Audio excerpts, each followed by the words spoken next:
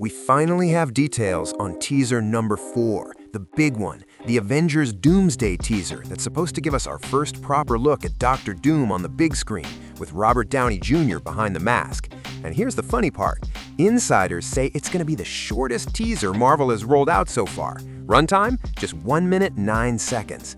Meanwhile, Cap's teaser clocked in at 122 and Thor got a generous 137. But apparently, Doom's teaser isn't about quantity, it's about vibe. They're calling it weirdly mesmerizing. What's up? It's Lord of Leaks. Smash that like and let's move. Even with only a handful of new shots, the word is the teaser has moments that are straight up creepy. It's leaning into a horror mood, more dread than hype. Reddit already has a full description, but I'm telling you right now, stay skeptical. After the Cap and Thor teasers leaked, plus that Spider-Man 4 footage, the rumor is Marvel upgraded the protection. Supposedly, the files are encrypted and won't play until a scheduled unlock date. And since Avatar is only in week 2 and theaters are still running the already leaked Thor teaser, Doom might not hit screens until late December or even January. Still, let's look at what Reddit claims.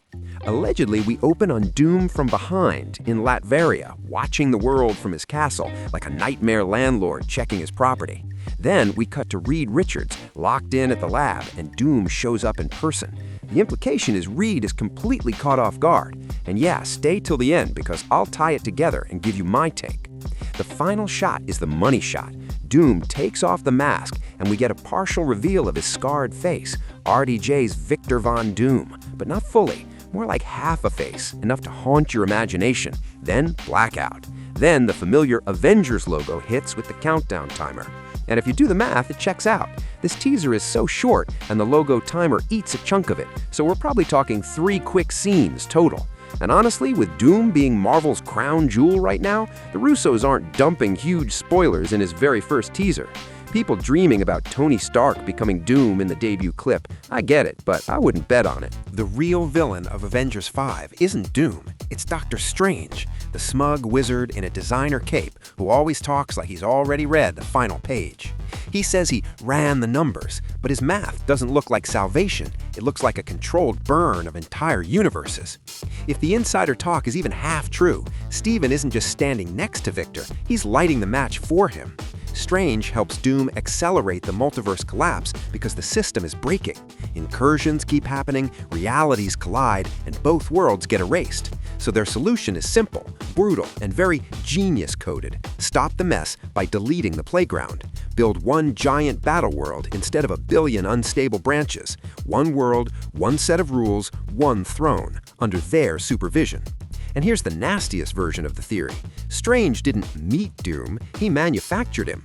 Like he needed a villain strong enough to do the dirty work, tear down the multiverse, then rebuild it into something stable. Sounds like fan fiction, until you remember that the multiverse saga basically exists because Steven pressed the first domino years ago. He learned the multiverse was real, and he treated it like a ticking bomb. Now rewatch Infinity War with that in mind. 14 million outcomes, only one win. Seriously? That doesn't feel like I found the miracle. That feels like I picked the timeline that serves my design. Because after that one winning path, look what happens. Tony dies, teams fracture, powerhouses get neutralized, and suddenly Strange is the only responsible adult left who can justify extreme measures. Convenient, right? And it gets uglier. Once Strange becomes a top-tier sorcerer, the multiverse starts cracking like glass. Every spell feels like another stress fracture in reality's code. So what if the Avengers' worst enemy isn't Doom, not Thanos, not Kang, but their own Sorcerer Supreme, who decided he is the editor of existence? America Chavez literally said it. Every Strange she ran into across realities was evil, not misunderstood, not morally gray, evil. And the Ancient One? She didn't pick Steven for Thanos. Thanos was a practice run, a tutorial boss. She picked Steven because the endgame was always bigger, Doom level bigger. And yes, if sorcerers wanted Thanos gone, they had options. Portal under him, sun, hell dimension, done. But they didn't. They let him gather the stones, and then Strange, the guy holding the time stone, chose one timeline out of millions, the one where everything breaks and he gets to fix it on his term. And that's why the movie might pivot away from the classic Doom versus Reed Richards rivalry, at least for the main emotional spine.